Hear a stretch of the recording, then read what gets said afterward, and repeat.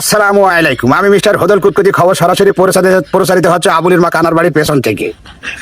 প্রথমে এই খবরের শিরোনাম। গতকাল জানা গিয়েছে দেশের হাবিজাবি পাম তেলের ভিতরে পড়ে একটি ইঁদুরের বাচ্চা ইন্তেকাল করেছে।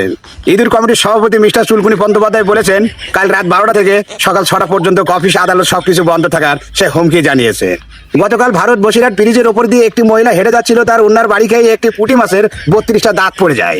32টা দাঁত পড়ে যাওয়ার কারণে পুঁটি মাছটি কিছু খেতে পারে না। সে দুঃখিত জানিয়েছেন। তাকে সঙ্গে সঙ্গে ওখানকার লোকজন থেকে তাকে ভর্তি করেছেন বদরতলার একটি মোটরসাইকেল গ্যারেজে।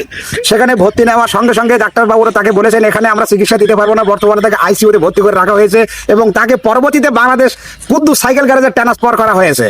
কুদ্দুস সাইকেল গ্যারেজ মিস্ত্রি দেখে বলেছেন, পুঁটি মাছটি সুস্থ হয়ে যেতে পারে। তাকে যদি সকালবেলা টাটকা সর্ষের তেল দিয়ে পান্তা ভাতের সাথে কষিয়ে মাখিয়ে ভাতটা খাওয়া যেতে পারে, তাহলে হয়তো সে সুস্থ হয়ে যাবে। এই পর্যন্ত আমার সংবাদ শিরোনাম।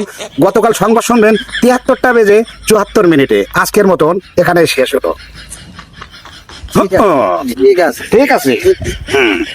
হক মাওলা, হক মাওলা।